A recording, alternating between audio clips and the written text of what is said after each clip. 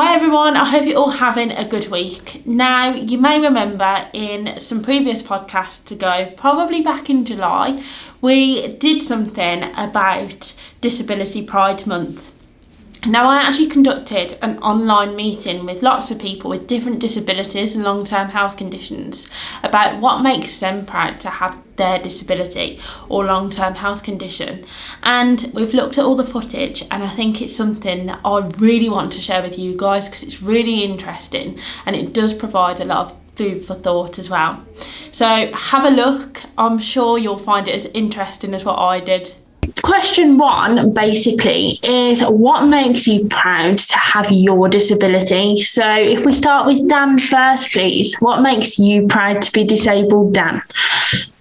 Oh, that's a question. I'd say it's interesting actually, because I think obviously my disability is Asperger's and dyslexia. And I actually think part of my sort of quirkiness and how I'm unique as a person is because of my disability. You know, I can remember growing up thinking of things in a very literal way, and pretty much everyone looking at me like, Dan, why are you thinking it like that? But that's how my head works. So it's kind of, I think to answer your question, I think for me, it's just a part of my being. It's the same as how I like having spaghetti and meatballs. I like my hair's brown. I've got blue eyes. It's a part of who I am as a person, and I'm not ashamed of it. I don't want to hide away from it. I want to wear it on my chest like a badge of honor. It's helped me effectively assess things quite effectively, and even actually helped me not just get an undergraduate degree, but actually a master's degree. So, and that's purely because of that sort of that laser focus on a particular topic. So I think actually it's not a burden or a curse, it's a gift. And it's got its pros and cons, obviously, but that thing you mentioned about the factuality, I think that's what makes me most proud. The fact of that I can just look at things objectively and not let my emotions affect it. And I have emotions. I'm not an emotionless person, but I can have that objective analysis, and that's what I think is my greatest gift. So I've got various disabilities. I've got lipedema, hearing impairment, and cerebral palsy. I've had lipedema for a year, but I've had cerebral palsy, hearing impairment from day one, and also mild learning disability from day one due to my cerebral palsy. But I've always liked being different. I've never liked being the same as everybody else. I've always liked being different. It's really good being different. One of the things, I was employed at Solihull Action for Advocacy for 10 years, and all I needed for that job was to have a learning disability. Now I'm employed at CASBA, and the same again. All I need is a learning disability. I didn't need any qualifications, and both charities I work for are adults with learning disabilities, and it makes me really proud that I got the job, because I can tell other people you can get work just because you got a disability. You can. And the other thing that makes me proud is that half of my friends, they forget that I'm disabled because I travel all over the place on my own. I went to Edinburgh on the plane and lots of different places because I'm a STEAM enthusiast, and they all can't believe how far I could travel with my disabilities. One of my friends has just recently become hearing impaired, only about a year ago, and she's a teacher at a college, and she tells all her pupils what an inspiration I am and how supportive I've been to her. So that's what makes me proud to be disabled, because people see me as an inspiration, and I'm helping other people, which is what I've always wanted to do. Hi. Yeah, I've got a physical disability. So initially, when I had my surgery in my hip, I was given 2 crutches and walking stick to help me to walk and move around.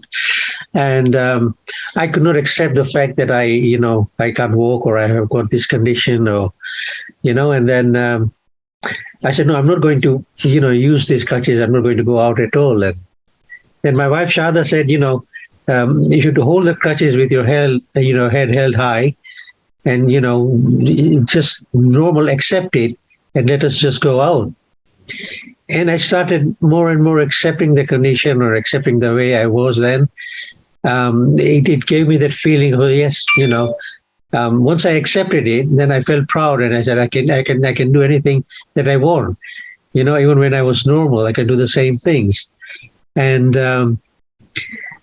thing is that, it gave me an understanding of how people reacted after seeing you, and before how they reacted. So I felt proud that, it has given me that insight. It has given me that more patience.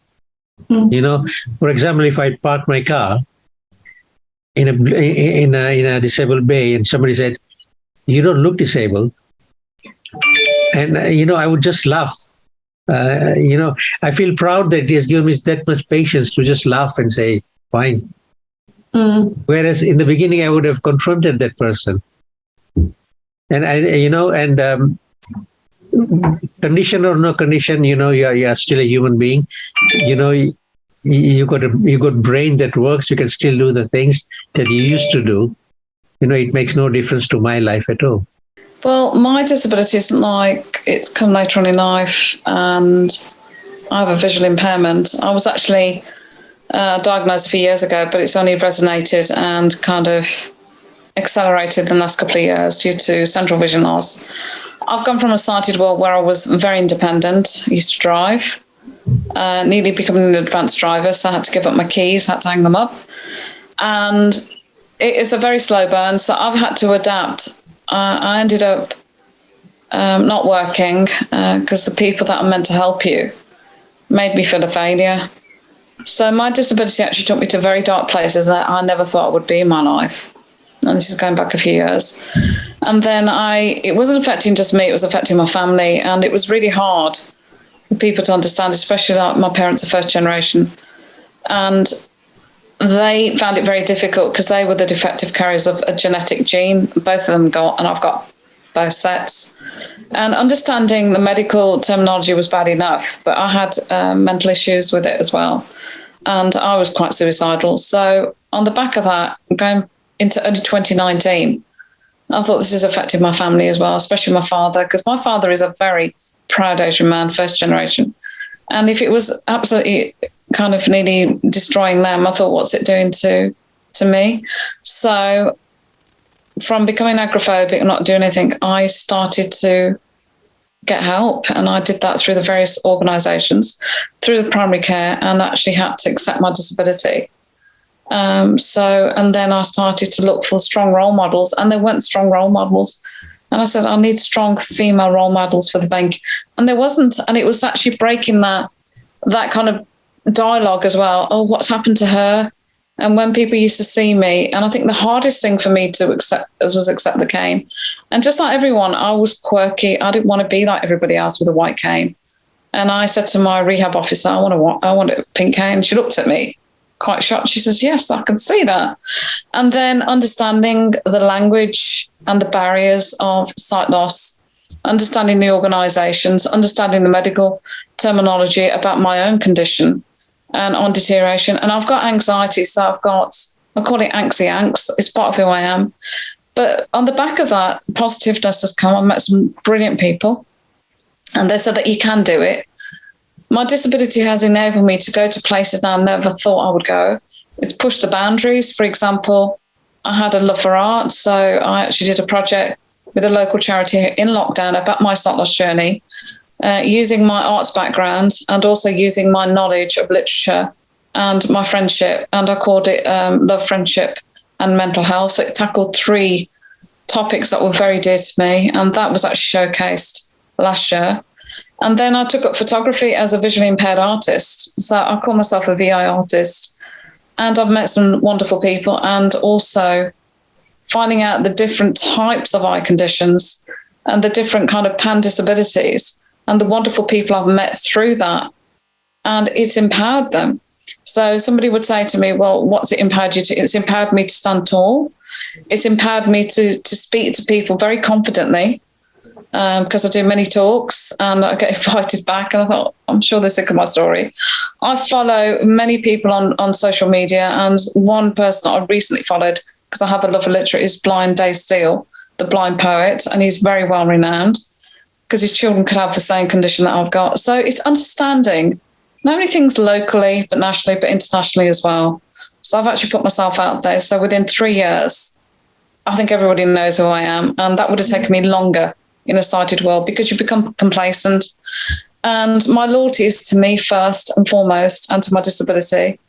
And if I can't find a way of doing something, I will find a way. That's actually really beautiful what you've just said there, Perm, because I think it does sum up from the point of view of quite a lot of people with a disability, myself included. And I don't know whether you guys can resonate from it. I think, you know, having adversity and having to work that bit harder to achieve anything that you want to achieve and everything, you do feel like you have to make a point about what you can do rather than what you can't do. And actually, I suppose this would bring me on to a bit of a sub question before I go on to the next one, is I think we've all been in the situation where we've been told, you can't do that and everything. You can't do that.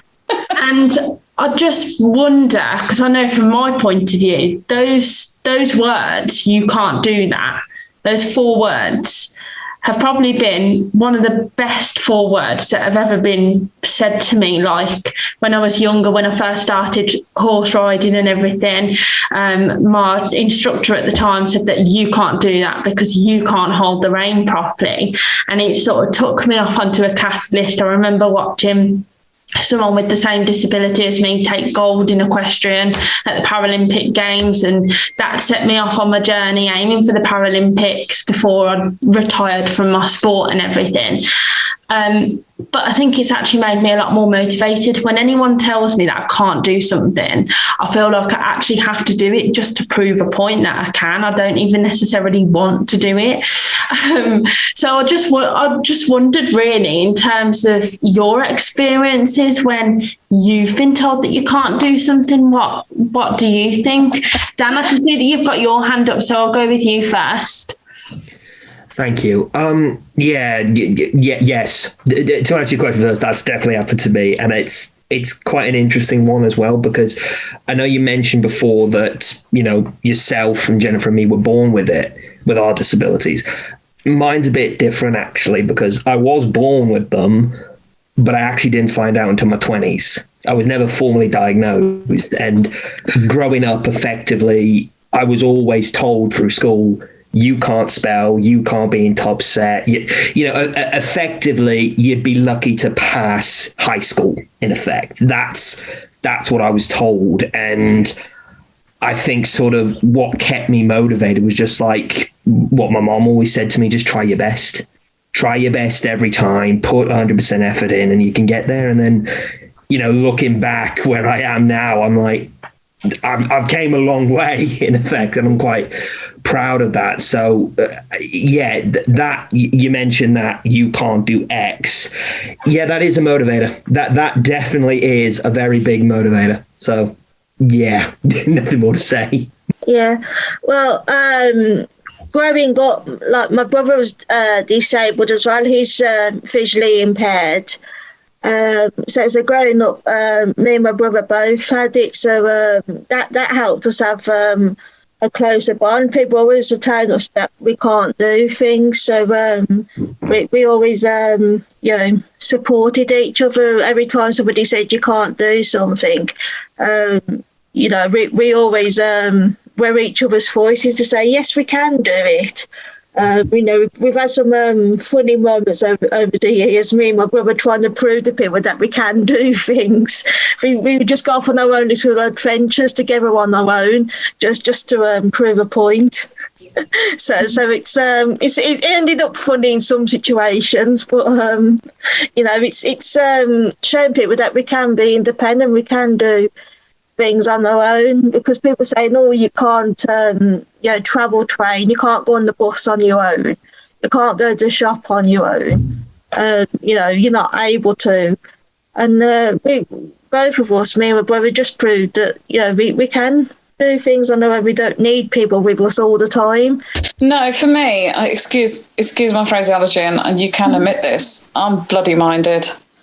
And when I was younger, this is before having a teacher said to me, and this is what really makes me angry about, teachers are meant to be our mentors, and they actually either make or shape you.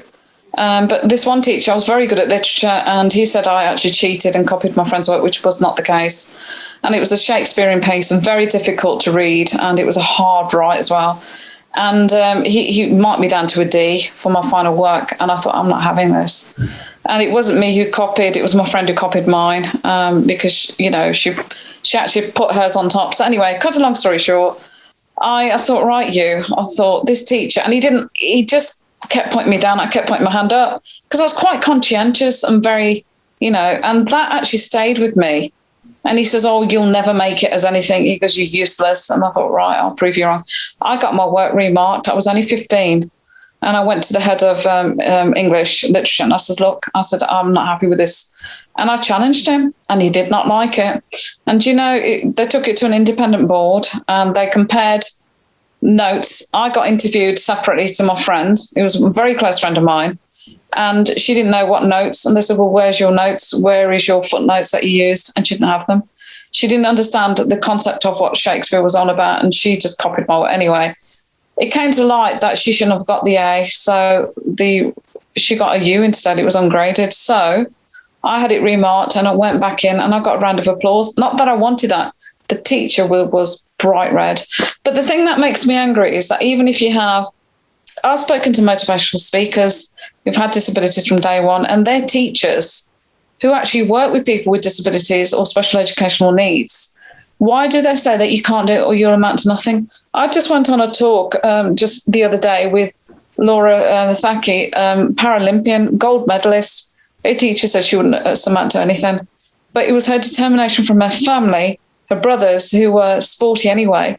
And she pushed and pushed and pushed herself, and she became a gold medalist and proved them wrong. So why do teachers do that? And I think education needs to come from teachers who are taking on these positions, because that can have a detrimental effect on you. So it's like, what they say, the movers and shakers.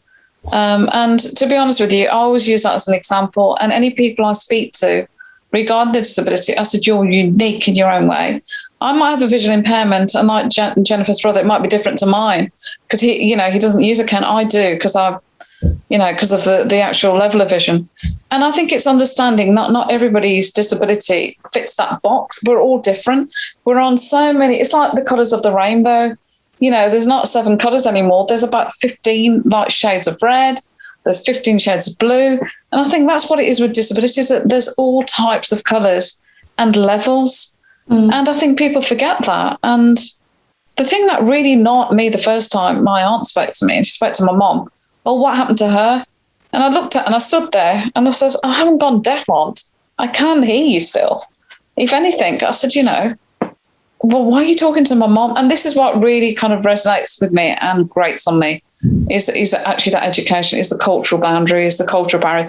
Oh, but she won't be able to do anything now. How is she going to manage with a husband? I thought, I don't need a husband to define who I am. I don't need a person to tell me what to do. And I think that stays with me, because I will knock them down, because I grew up in adverse times and they said, you can't do this, you can't do that. If it wasn't cultural differences and cultural restraints, I actually came out that box. So that's been with me from day one, not just about my disability, but it's about my personality, because I'm quite assertive and quite strong-headed. I do think, like, with what you've just picked up on there in terms of what type of person you are, Perm, like, I think it does come part and parcel, because, I'm the only disabled person out of my other 2 siblings and stuff. And I've often, when I was a lot younger, I've always thought, why is it me and not them or anything? Like, it's not fair and stuff. But as I've got older, I do think everything happens for a reason. I think when I look, and I don't mean this in a nasty way or anything. I just think it is fact of the matter. I'm a bit like you. I'm quite bloody minded. If I want to go out and do something, I will do it. I don't care or anything. And I do think actually that mindset has helped me sort of overcome the barriers that I have associated with my disability. And I think actually if you put my brother or sister in the same situation as what I'm in, where I've had to overcome quite a lot of barriers with my sport, for example, going to school, I don't think they'd have coped with it mentally because they haven't got that attitude that I've got to life and everything, which is fine because everyone is their own person.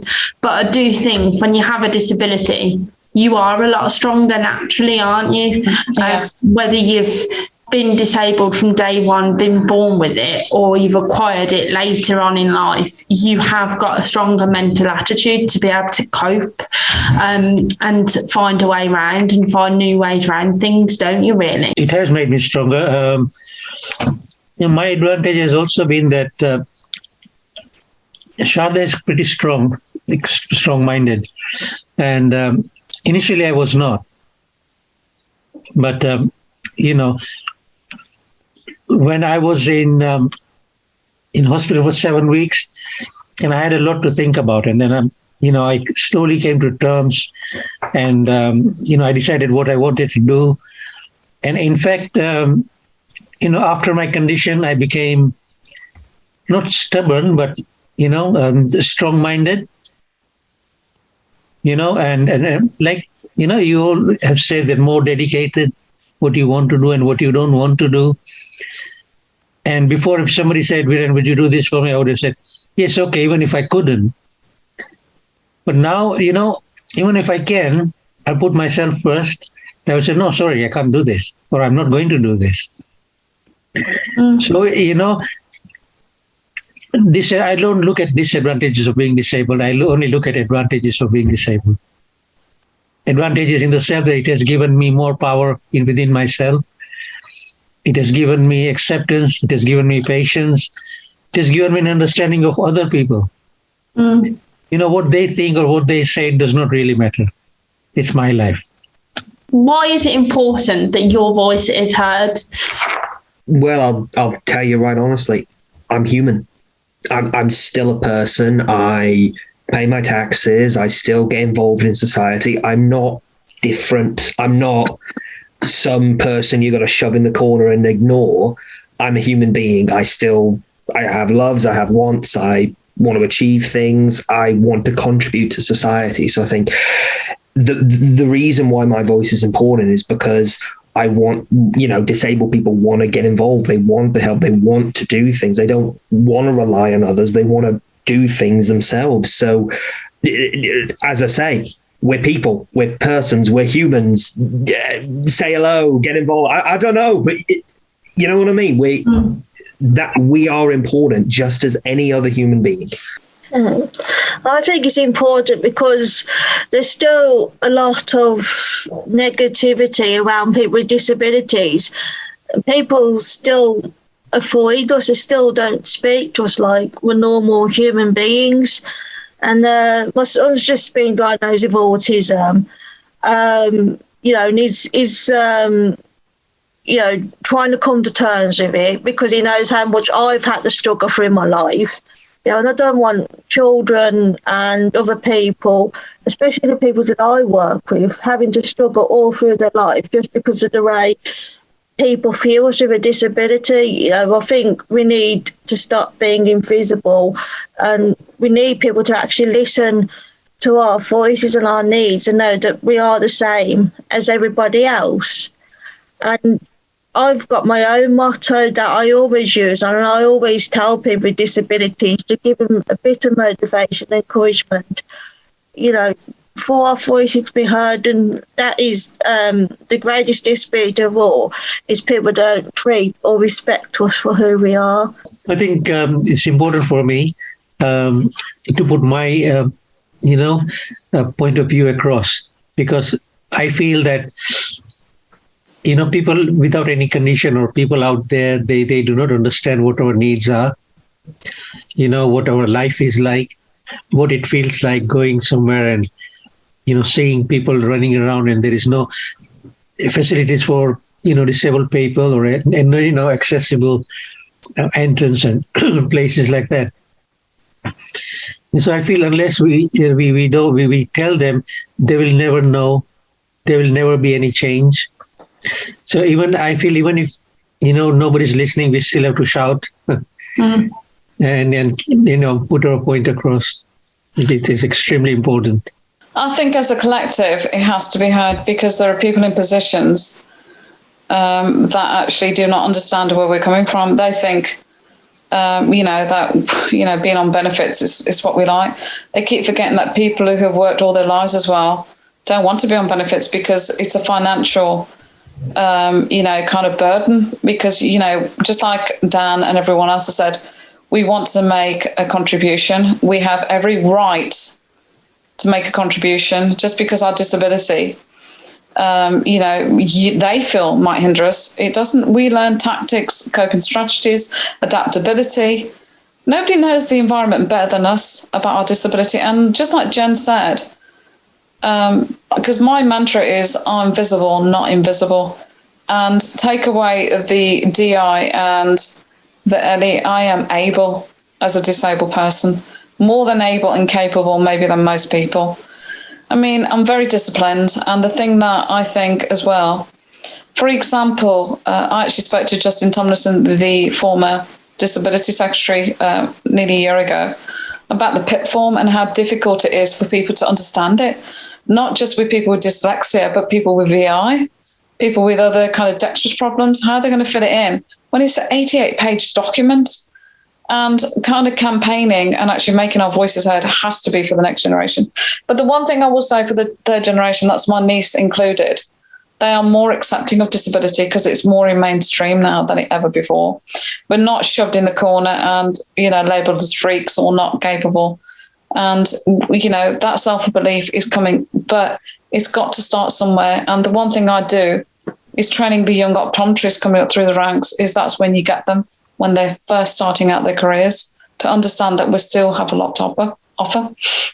Yeah, definitely. And I couldn't agree more with absolutely everything that you guys have actually said today. I think from my point of view, it's really important that all of us are having our voices heard, like Viren said, is so that we can actually really encourage those changes that we really want and need to see to make things more accessible and inclusive overall. And like I said earlier, I think the one thing that makes us collectively as people with disabilities absolutely amazing is the fact that we're so much more creative in the way that we think, the way that we do things and everything. And actually, when you look at quite a lot of the accessibility improvements out and about, they're really not accessible or inclusive whatsoever. So the only way that things are going to get better is by including our voices, the people with the lived experiences, to make things better.